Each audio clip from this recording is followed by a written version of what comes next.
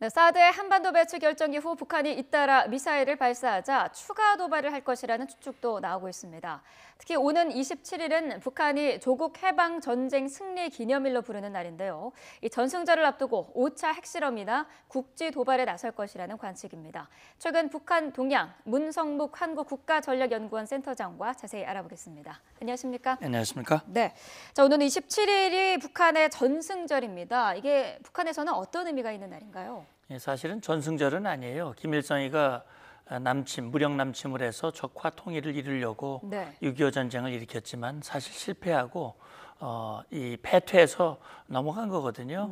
그러나 김일성의 실패를 다시 말하면 덮기 위해서 전승절이라고 하는 이름으로 포장을 했는데 정전협정이 체결된 63주년입니다. 우리로서도 의미가 있습니다. 우리 자유민주주의를 지켜낸 그런 의미 있는 날인데 어쨌든 그날을 기해서 북한은 자기들의 승리를 부각시키고 대내 결속을 위해서 그동안 50단이 꺾어지는 해에 큰 행사를 취해왔고 또 날을 전후로 해가지고 도발을 했던 전례들도 있지요. 네, 자 27일 전후로 도발 얘기가 나오는 것 가운데 하나가 또 26일에 라오스에서 아세안 지역 안보포럼 외교장관 회의도 열리지 않습니까? 이것도 변수가 될까요? 예, 그렇죠. 이제 북한으로서는 자기들의 목소리를 극대화시키기 위한 그런 의도죠. 다시 말하면 내부적으로는 이 국제사회 대북 제재를 어려워지고 있고 그런 상황 속에서 김정은의 리더십을 제고시킬 필요가 있는 거고요.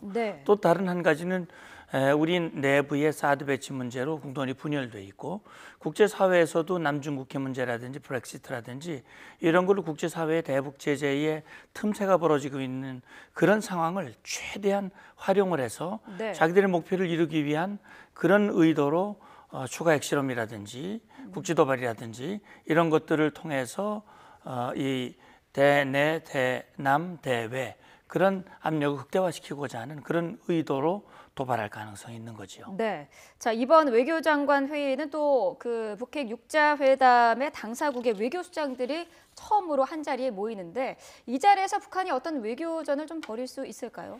북한으로서는 이제 당면하게는 국제사회의 대북 제재 압박을 완화시키는 일이 중요하거든요. 말씀드렸듯이 공조를 이제 이관시켜야 되는데 그러기 위해서는 북한의 핵 개발을 정당화시키는 일입니다. 지난번 7차 당대회에서 경제 핵 병진 노선을 항구적으로 틀어주고 나가겠다. 이렇게 이제 이미 공포를 했거든요. 그러나 국제사회에서 비핵화를 위한 노력은 하겠다. 핵 확산을 방지하겠다. 뭐 이런 황당한 언급을 했는데 이번에야말로 자기들이 핵 개발은 정당한 것이고 정당한 핵 개발을 압력을 가하는 국제사회의 대북 제재는 부당한 것이다. 그런 것들을 부각시키고 핵 개발은 결국 미국과 대한민국이 끊임없이 북한을 침공하려고 그러고 한미연합인습이라든지 주한미군이라든지 이런 것 때문에 이런 것이다. 특히 사드 배치라고 하는 것은 정말 이건 잘못된 것이다라고 얘기를 해야 중국과 러시아의 지원을 입고 자기들의 목소리를 높이기 위한 그런 외교전을 벌일 가능성이 있는 거죠. 그러면 이번 회의에서 사드 배치와 관련한 어떤 확실한 입장을 좀 발표를 하겠군요. 예, 아마 북한이 그동안 자기들 내부 매체를 통해서 우리 이 왜곡 선전들을 해왔지 않습니까?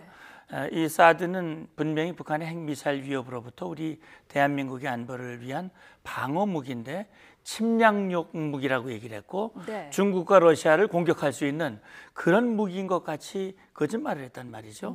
아마 이번에 다시 그런 얘기를 하면 아마 오히려 국제사회에서 망실당할 가능성이 있는데 아무튼 그렇게 얘기함으로써 중국의 러시아의 어떤 지원을 받고 싶은 그런 마음이 있을 겁니다.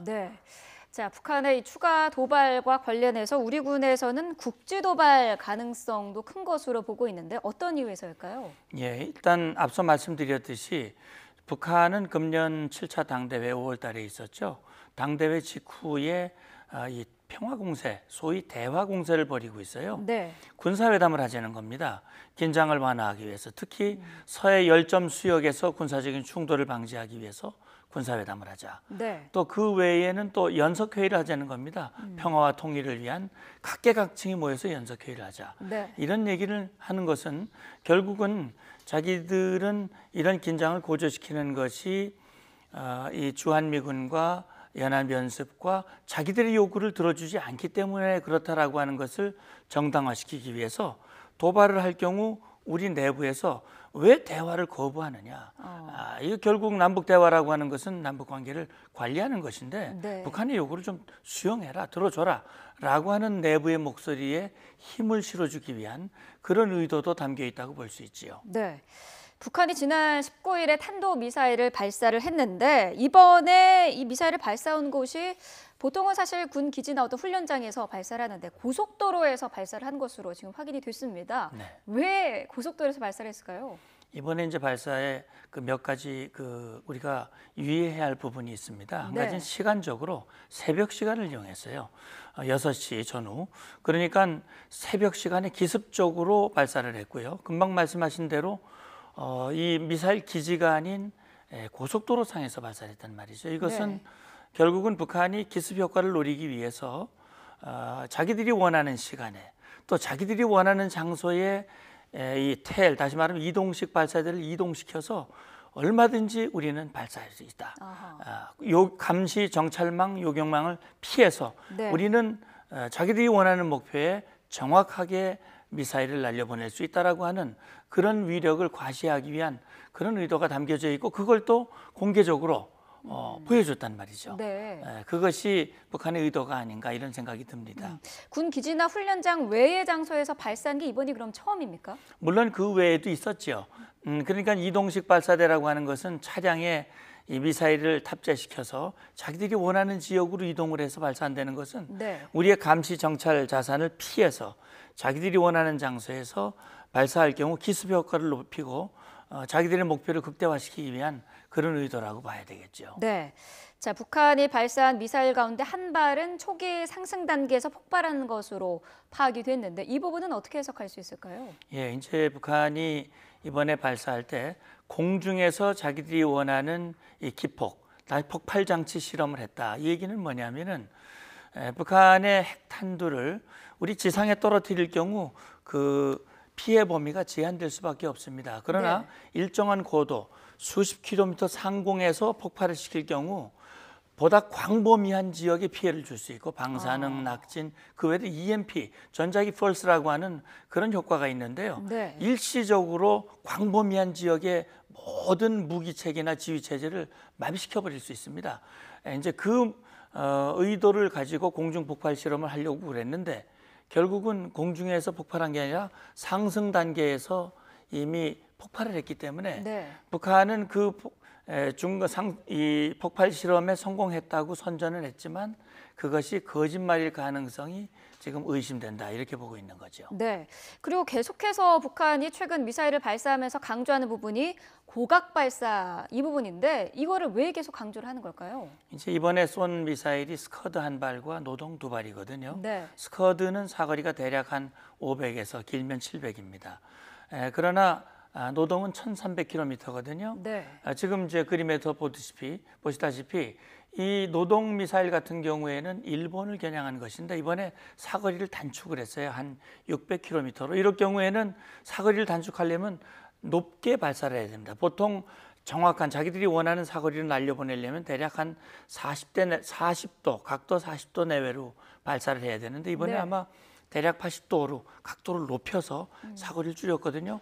사거리를 줄이는 대신 높은 고각으로 올라가 가지고 빠른 속도로 떨어지기 때문에 네. 우리가 가지고 있는 요격 미사일의 요격을 피해서 사격을 할 수 있다라고 하는 것을 과시하는 것인데 결국은 노동 미사일을 고각 발사를 해서 쏘면은 우리가 가지고 있는 패트리언 미사일로는 안 됩니다. 네. 그러면 할 수 있는 게 뭐냐면 사드입니다.